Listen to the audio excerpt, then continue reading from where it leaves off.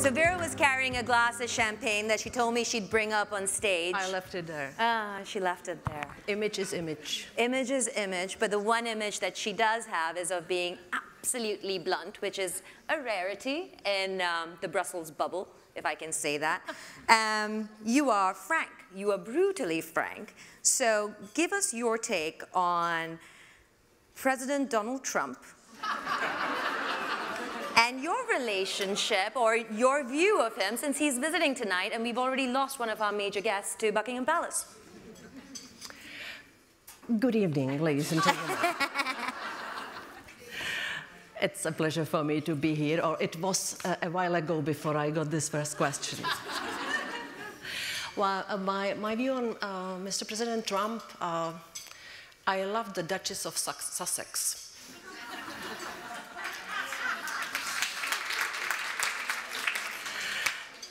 And I think that I sometimes use Mr. Trump as the example or as the case, because when I try to encourage the European women to go to politics and to increase the number of politicians in the parliaments, I always say, do we need Mr. Trump in Europe to let this happen? Because in the Congress now, after the elections, there are more women. So this is my relationship to him. And by the way, I really dreamt about having a nickname from Mr. Trump, because he gave a nickname to my colleague Margaret Vestager, who is the champion in fighting for fair competition in the EU. And I think he called her that horrible tax lady. And I dreamt about being called that horrible privacy lady. And I really tried to figure out what to do to him till the end of my mandate, which should come in October. But well, you're getting there. I will see. Well, thank you. Round of applause. You mentioned the European Parliament and more women being in the European Parliament. Elections just got over. As you see the shaping of not just the European Parliament and the number of people that came out, the turnout was so high this year, the record turnout for the European elections. When you look at Mr. Trump across the ocean and you look at the rise of populism in Europe itself, do you find that concerning, considering your background, considering your experiences, and considering the fact that one of the main things that you've gone out and done is to try and protect European citizens? Oh, well, I think that the higher turnout in the elections means that the people in Europe realize that the European Union really matters. And after all, the results are not that bad. There were some apocalyptic visions that the number of populists and nationalists will double and that we will have totally inefficient European Parliament, which didn't come true. But at the same time, speaking about populists, I always have a problem with it. Those who, you said I am brutal, yeah, in the Brussels bubble, so I will say it. Those who shout most that we have to fight against populists and nationalists, they sometimes hide that they don't have what to offer. I think that we Democrats, I am liberal, so liberals should offer the solutions for the people, which will increase their feeling of certainty and which will decrease their feeling of inequality and injustice. I think that we should do better, and we probably promised good things in the elections because the results were not so bad. So when you look at the makeup as we go into a new European Parliament, a new European Commission, a new European Central Bank governor, all of the 5 presidents are going to have major change. What can we look forward to in the next 5 years, going into a brand new decade that's going to be different, and that's going to resonate with people on the ground so that the populists don't get the larger voice? What do you think? Well, I do hope that in those 5 big positions there will be people which have the strong sense of reality, that they will not keep dreaming about the nice future and using the phrases. I think that we all need the people in high positions who will, I know it sounds horrible, but who will tell the people the truth and who will have courage also to say unpopular things and to offer the solutions which are workable, which will which will help Europe to get through all the turbulent times and which will stabilize the situation. And speaking about the 5 jobs, 5 or 4, yeah, we speak about sometimes 6 jobs. There are, I think, very good ideas that there should be gender balance. And I believe we have very strong women who could occupy some of these high positions. Because I do believe that if there are more women among the rules makers and not only rules takers, if we have more women in those positions, Europe will be safer and better place to live. Well, staying with the blunt spirit, we did have a female prime minister, or we still do for a few more days, in this country. When you look at London, when you look at the UK and the Brexit scenario, I know this room is a bit Brexit tired. How tired are you of the word Brexit and having a conversation consistently about it in Brussels? After today's encounter with British tabloid, I am pretty fed up of Brexit, believe me, because every word you say is abused somehow against you. And of course, we need to, we all need to see the light at the end of the tunnel, because this is unprecedented situation. And of course, we politicians have a headache of all the negotiations and the different options and the hesitations on the British side. But what about the people who live in uncertainty? What about the UK citizens living on the continent and vice versa, the Europeans living on the British islands? Some of them were denied to cast their vote now in the European elections, which has to be investigated, how this could have happened.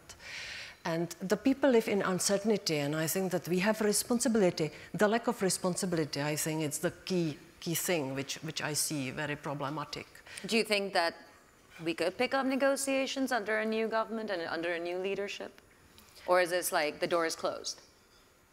The politics is the field where we make compromises, but from the European side, we still believe that the British partners will decide what they want, and that they will clearly say, yes, this is what we want, we have the majority for it, and we will go for it. And I still believe, in spite of all that headache and all that very troublesome period we have behind us and maybe ahead of us, that we must find the solution when the EU and the United Kingdom will be strong partners who will trust each other and who will be able to cooperate very closely. I still believe this is possible. We have to do everything to do that. Do you trust big tech?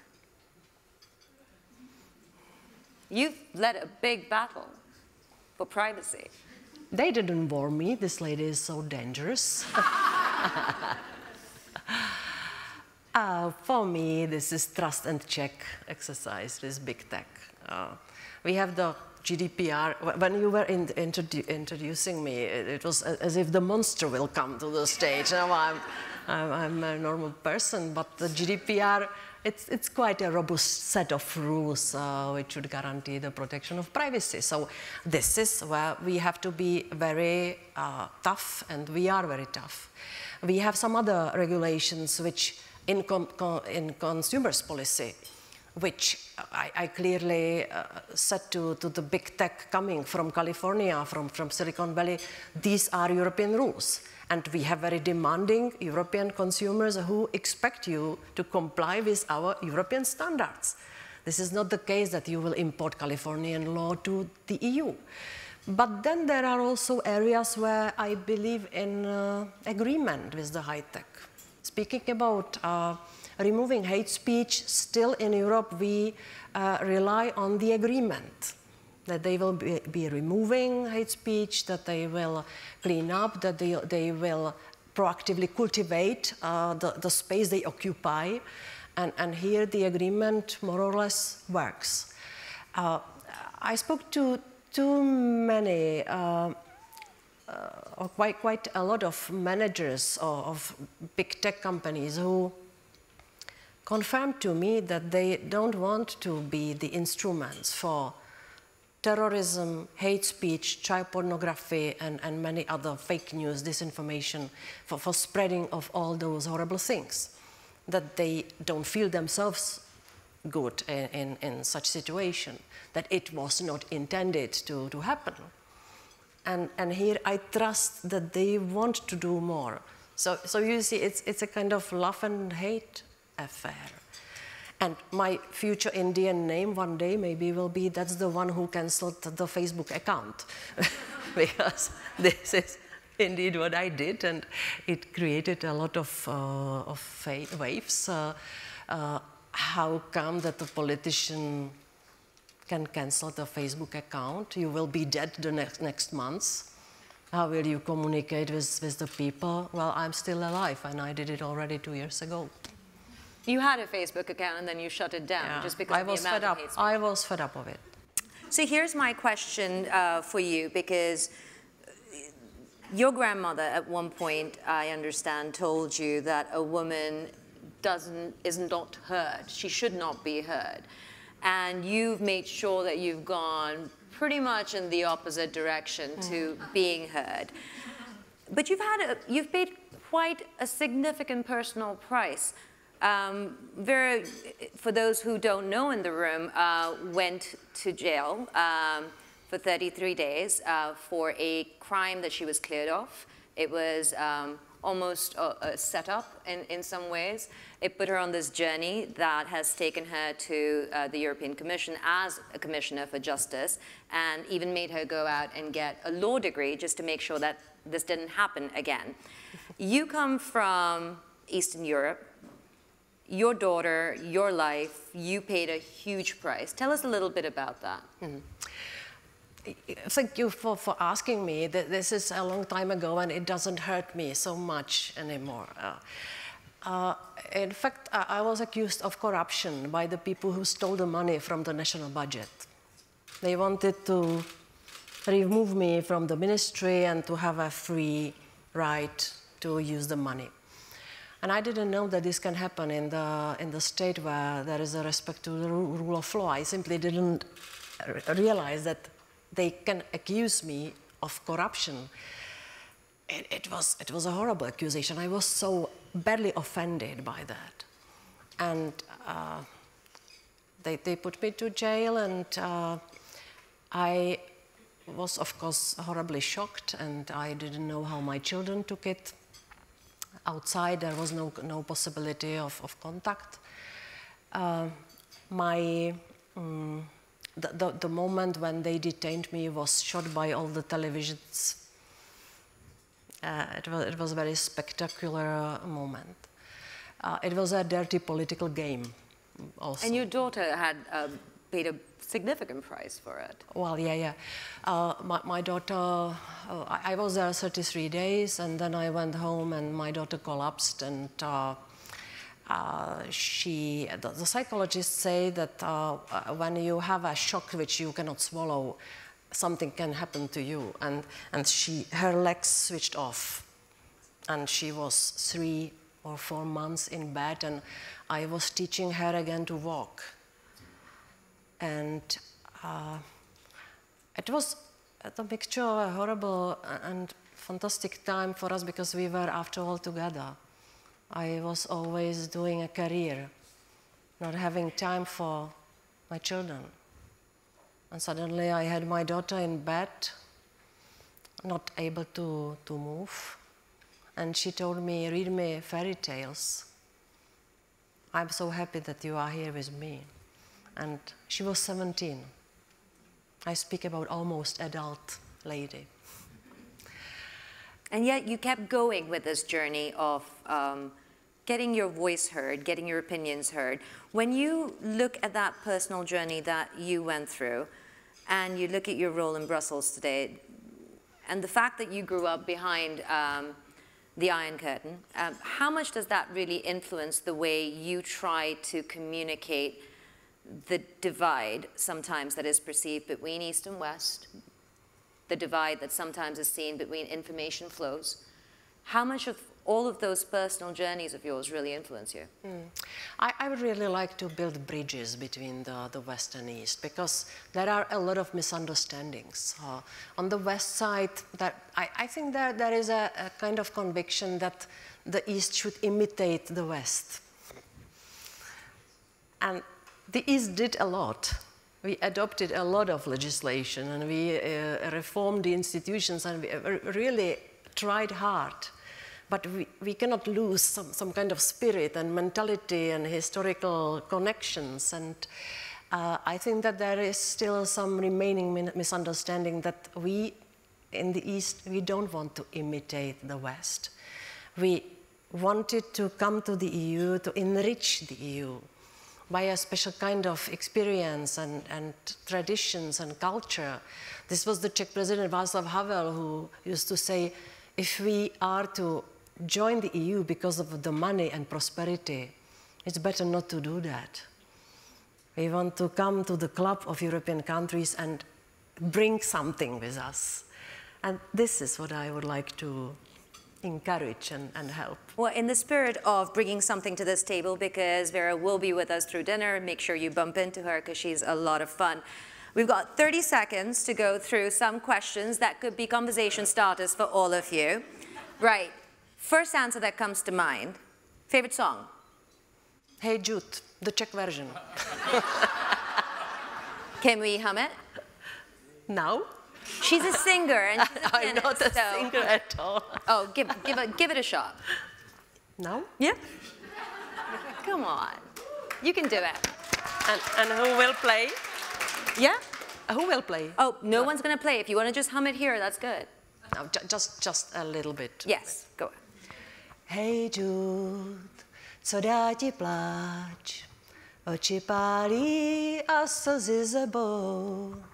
Víc nemá jen malý ostrovní dál, jen písniček pár, ty půjdou s tebou.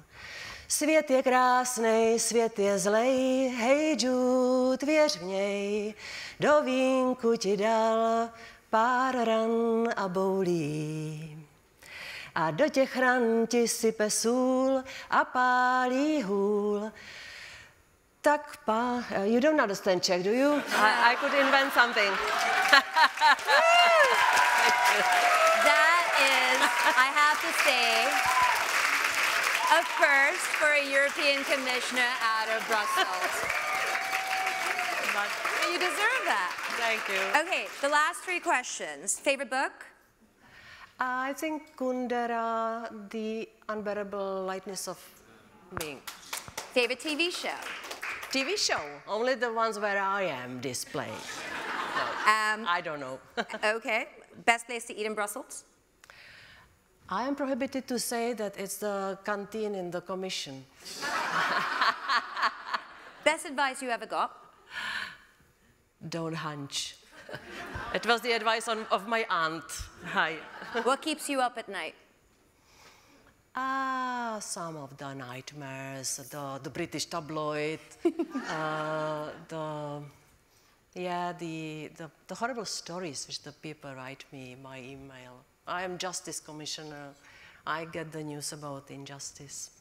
Well, on that note, favorite fellow EU commissioner. If she answers this is going to be a miracle. Favorite fellow EU commissioner? Andrus Ansip. There you go. We got a Hey Jude and an honest answer. As what did I tell you? Estonian vice president, but he's very honest and special personality. Well, on that note, thank you for your honesty. Thank you very much. It is the first. Vera, it's been an honor. Thank you. Thank you.